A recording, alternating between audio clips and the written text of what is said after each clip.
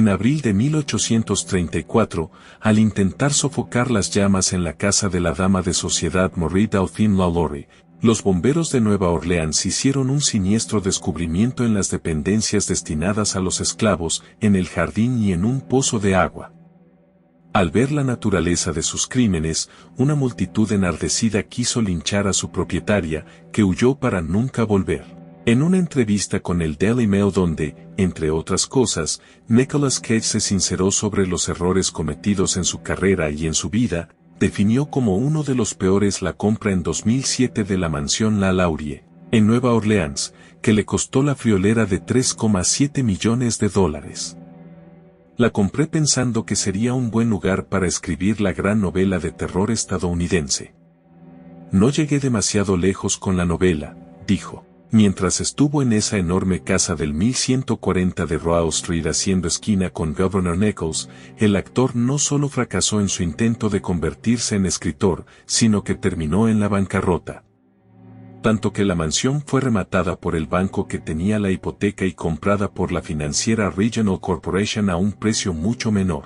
Para Cage esa inmensa casa se convirtió en el ambiente de su propia caída cuando, en realidad, quería habitarla por el terror que, creía, todavía se respiraba en su interior, que casi 2 siglos antes había sido escenario de abusos, torturas y muertes hasta que un incendio sacó a la luz las tropelías que una dama de la alta sociedad del sur estadounidense cometía con sus esclavos. La mansión, que todavía existe, aunque totalmente renovada, es hoy una de las paradas más atractivas del Tour de Fantasmas en Nueva Orleans y, aunque posteriormente tuvo muchos propietarios, se la sigue llamando Lalaurie por el apellido de la familia que la habitaba el 10 de abril de 1834, cuando se produjo el fuego revelador.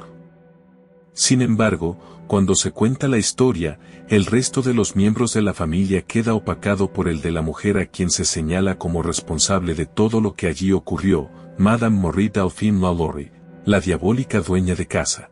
Como todo relato sobre una casa embrujada, como la presentan los guías de turismo, los que a través del tiempo han circulado sobre la mansión Lalaurie son una mezcla de verdad y ficción en la que a veces cuestan encontrar los límites. Se hablan de fantasmas, de espíritus que se les aparecen a las personas y de maldiciones que han sufrido sus habitantes, pero todos estos supuestos hechos, que son incomprobables, tienen un origen cierto, el de los crímenes que se descubrieron gracias al incendio, el escándalo social que provocaron y la huida de Madame Lalaurie para, probablemente, evitar que sus propios vecinos la lincharan. Cuando ocurrió el incendio, Marie Dauphine tenía 47 años e iba por su tercer matrimonio, en este caso con el hombre del que conservó el apellido hasta su muerte, el médico Leonard Lewis Nicholas Lalaurie. De soltera McCarthy, había nacido en Nueva Orleans en el seno de una rica familia irlandesa que incluía a muchos notables de la ciudad. Había oficiales militares, plantadores y comerciantes dueños de campos y esclavos. Era la segunda hija de Bartholomew Lewis McCarty y la francesa Marie Jean Lovable y, curiosamente, aunque nació el 19 de marzo de 1783 recién fue inscripta 5 años después de su venida al mundo. Ese hecho hace sospechar que en sus primeros años no gozó de buena salud porque era costumbre en la Iglesia Católica de la época no anotar a los niños recién nacidos que estaban en peligro de muerte. Destinada a un matrimonio de alcurnia, se casó el 11 de junio de 1800, cuando tenía 18 años, con don Ramón López y Angullo, oficial español y caballero de la Royal de San Carlos. 4 años después, el matrimonio emprendió un viaje a España para presentar a Marie Dauphine en la corte, pero no pudieron ir más allá de una escala en La Habana, donde don Ramón, hombre ya de edad, se enfermó y murió. Debió regresar a Nueva Orleans embarazada y poco después nació su primera hija, Marie Borja Dauphine López y Angulla de la Candelaria, a la que la familia apodó Borquita. Madre y viuda joven, Marie Dauphine volvió a casarse en 1808, esta vez con Jean Blanc, un rico abogado y legislador, que tenía muchos títulos y también muchos años. Después de la unión, Jean Blanc compró una casa en 409 Royal Street para una familia que creció con el nacimiento de 4 hijos, Marie-Louise Pauline, Louise Marie Laure, Marie-Louise Jean y Jean-Pierre Pauline Blanque. Querían tener aún más, pero la muerte de Blanque en 1816 frustró esos planes. Heredera de 3 fortunas, la familiar y las de sus 2 difuntos maridos, Marie Dauphine siguió viviendo con sus 5 hijos en la casa que había compartido con Blanque.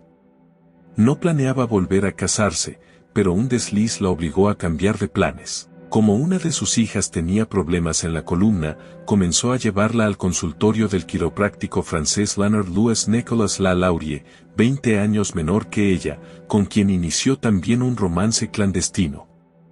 En uno de esos fogosos encuentros, la viuda de Blanque quedó embarazada y a los 2 tórtolos no les quedó otra alternativa que casarse. Marie Delpine adoptó el apellido de su nuevo marido y compró la casa del 1140 de Royal Street para vivir con toda la familia. A partir de allí, la historia se vuelve difusa. Según algunas versiones, el matrimonio se llevaba mal y Lalaurie se separó de Marie Dauphine e hizo un prolongado viaje a Francia. Según otras, seguían viviendo juntos en 1834 cuando se produjo el incendio de la mansión. Que la pareja siguiera unida o no puede parecer un dato sin importancia, pero no lo es, resulta clave para establecer las responsabilidades sobre las torturas y los asesinatos de esclavos perpetrados en la mansión. La mañana del 10 de abril de 1834, cuando las llamas comenzaron a devorar la enorme casa del 1140 de Royal Street, la policía y los bomberos respondieron rápidamente, pero cuando quisieron entrar para combatir el fuego en el interior, Madame Lalaurie, otros dicen que ella y su marido, les negaron la entrada. Debieron echar la puerta abajo y al llegar a la cocina encontraron a una esclava negra de unos 70 años, la cocinera, encadenada al horno de un tobillo. La pobre mujer contó después que ella misma había iniciado el fuego para suicidarse para evitar que la torturaran por un error que había cometido. Ese fue el primer hallazgo de terror.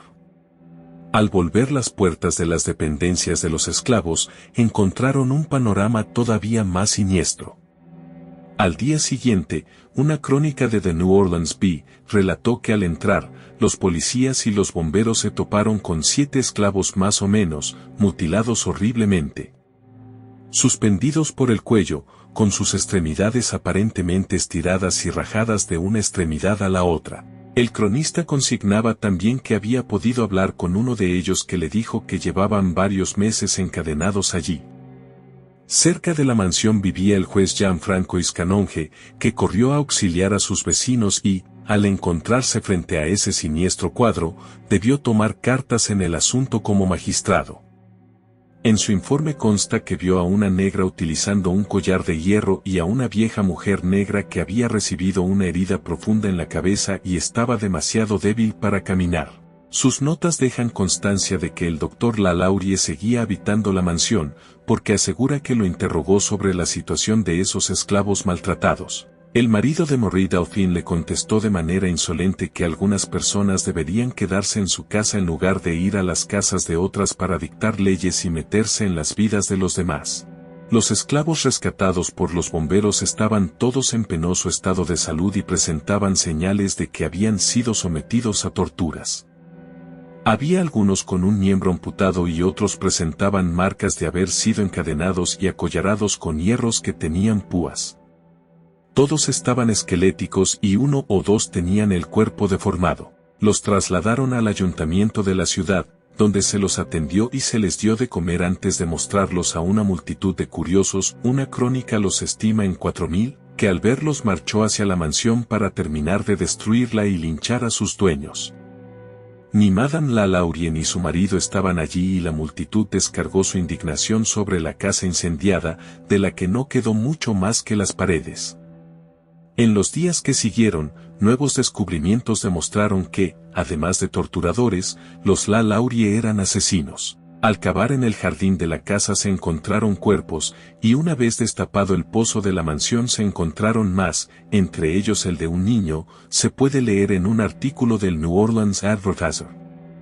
Por alguna razón hoy desconocida, los vecinos de Nueva Orleans culparon de todo a Marie Dauphine, dejando a su marido en un segundo plano. Pero, si como parece probar el informe del juez Canonge, el doctor Lalaurie seguía viviendo en la mansión, no solo era su cómplice sino probablemente el responsable máximo de las muertes y de los maltratos. Algunos de los sobrevivientes y los restos de varias de las víctimas encontradas en el jardín y en el pozo mostraban signos de haber sido sometidos a mutilaciones y a extraños experimentos, verdaderas torturas, para modificar la estructura de sus cuerpos. Es decir, habían sido conejillos de indias de siniestras manipulaciones científicas que solo pudieron ser ideadas por el quiropráctico francés. Leonard Louis Nicholas Lalaurie nunca respondió a esas acusaciones porque después del incendio huyó sin dejar rastros. Se sabe, en cambio, que Marie Dauphine escapó de Nueva Orleans en un carruaje que la llevó hasta el puerto, donde se embarcó en una goleta que hasta Mobile, Alabama. Poco después salió de los Estados Unidos con destino a París para no volver. Luego de que Lalaurie huyó del país, la casa estuvo en ruinas hasta 1836 y después fue restaurada hasta quedar irreconocible, de acuerdo con una versión recogida por el escritor George Washington Cable. A partir de la década de 1880 fue utilizada sucesivamente como una escuela pública, un conservatorio de música, una casa pública, un refugio de delincuentes juveniles, un bar, una tienda de muebles y un edificio de departamentos de lujo. En 1894, uno de los inquilinos fue brutalmente asesinado en su vivienda sin que se descubriera a su asesino. Según sus familiares, el hombre había hablado de demonios en la casa, lo que contribuyó a acentuar la fama de embrujada que ya rodeaba a la mansión. En cuanto a lo que sucedió con Madame Lalaurie, las versiones son contradictorias. Hay quienes sostienen que volvió con una identidad falsa a Nueva Orleans años después del incendio, otros aseguran que esa era su intención pero que fue disuadida por sus hijos, una tercera dice que se quedó a vivir en París, en cuyas afueras murió al sufrir un accidente mientras cazaba jabalíes. La confusión sobre el destino final de Marie Dauphine se acrecentó aún más en 1924, cuando el director del cementerio Saint Louis de Nueva Orleans, Eugene Backus, encontró una vieja placa rajada de mármol blanco en el pasillo 4 del Camposanto. En ella se podía leer en francés: Madame Lalaurie, née Marie Dauphine McCarty, décédée à Paris, le 7 décembre 1842, à l'âge de 67, Madame Lalaurie, nacida Marie Dauphine McCarty, murió en París, el 7 de diciembre de 1842, a la edad de 67 años. Si murió en Francia, ¿qué hacían, si es que estaban, sus restos allí? Con el correr de los años, la historia de Madame Lalaurie y su mansión maldita ha sido recreada en novelas históricas y de ficción.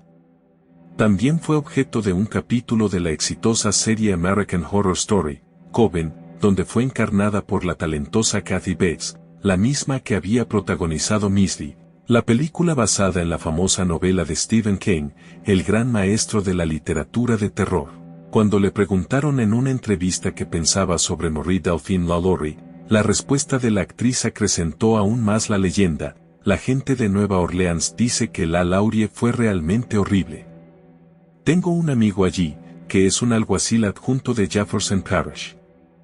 Ha estado allí durante 45 años, por lo que sabe muchas cosas.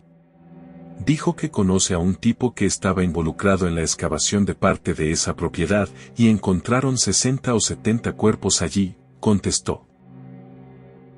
Y bueno amigos, hasta aquí el video. Si les gustó, no olviden dejar su manita arriba y compartir el video si es que lo desean. Activar la campana de notificaciones para que se les avise cuando subamos un nuevo video. También no olviden suscribirse a este canal. Por mi parte, esto sería todo. Nos vemos. Hasta la próxima.